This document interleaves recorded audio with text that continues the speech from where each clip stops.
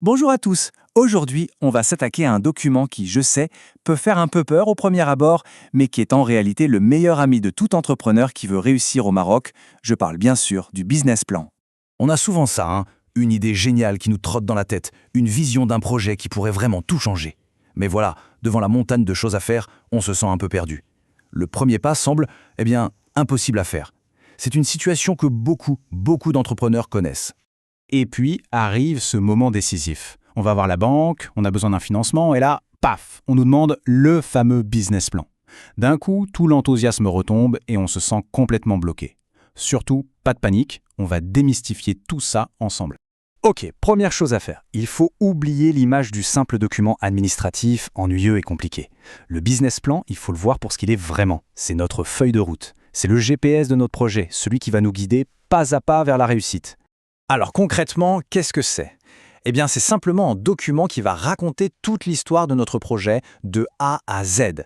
Ça part de l'idée de base, ça analyse le marché, ça définit la stratégie et bien sûr, ça se termine avec les prévisions financières. C'est vraiment la feuille de route qui rend tout clair et structuré. D'accord, c'est une feuille de route. Mais est-ce que c'est si important que ça, surtout dans le contexte marocain ?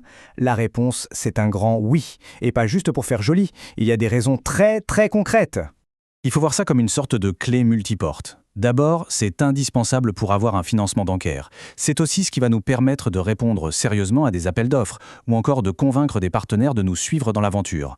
Et peut-être le plus important, c'est notre garde-fou. Ça nous permet de vérifier si notre idée est vraiment rentable, avant d'y mettre le moindre dirham. Bon, maintenant qu'on a bien compris pourquoi c'est si important, la question c'est comment on fait ? Concrètement, on s'y prend comment ? En fait, c'est un processus assez logique, il suffit de suivre les étapes.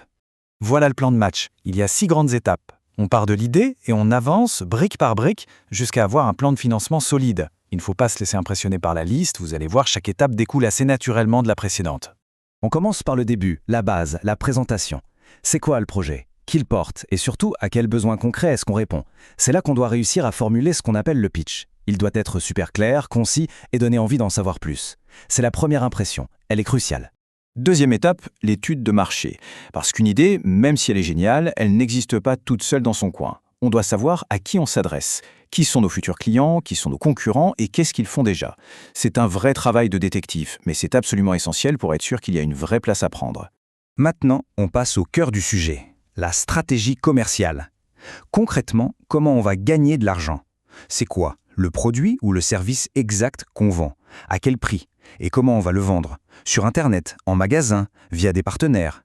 C'est ici que l'idée se transforme vraiment en une offre qu'on peut vendre. Avoir une bonne stratégie, c'est bien, mais il faut les moyens pour la mettre en place. C'est l'étape de l'organisation. De qui on a besoin dans l'équipe ? Avec quel partenaire on va travailler ? Et quelle forme juridique on choisit pour l'entreprise ? Bref, on planifie toutes les ressources pour que la machine puisse se mettre en route. Et là, on arrive au moment de vérité. Les chiffres, les prévisions financières. Ici, on traduit tout ce qu'on a dit avant en langage financier. Combien on pense gagner la première année, la deuxième, et combien on va dépenser. C'est là qu'on va calculer notre seuil de rentabilité, ce fameux moment où on commence enfin à gagner de l'argent. Et pour finir, le plan de financement. Grâce aux prévisions, on sait maintenant précisément de combien on a besoin pour démarrer. La grande question, c'est où va-t-on trouver cet argent ? Apport personnel, prêt de la banque, aide de programmes comme Intelacna, des investisseurs. C'est la dernière pièce du puzzle qui définit clairement nos besoins et comment on va y répondre. Voilà, ces 6 étapes forment un tout. Le business plan, ce n'est donc vraiment pas juste une formalité. C'est l'outil qui nous force à structurer notre pensée et qui au final transforme une simple idée en un vrai projet d'entreprise. Au fond, c'est exactement ça. Le business plan, c'est le pont qu'on construit, un pont bien solide, pour passer du monde de la vision, du rêve, à la réalité d'un projet qui tient la route et qui, on l'espère tous, sera rentable. Du coup, la question finale, c'est celle-là. Pour chaque projet, pour chaque idée qui nous vient, quelle serait la toute première action à faire, le premier pas à mettre sur cette feuille de route ? C'est peut-être juste là que commence la grande aventure.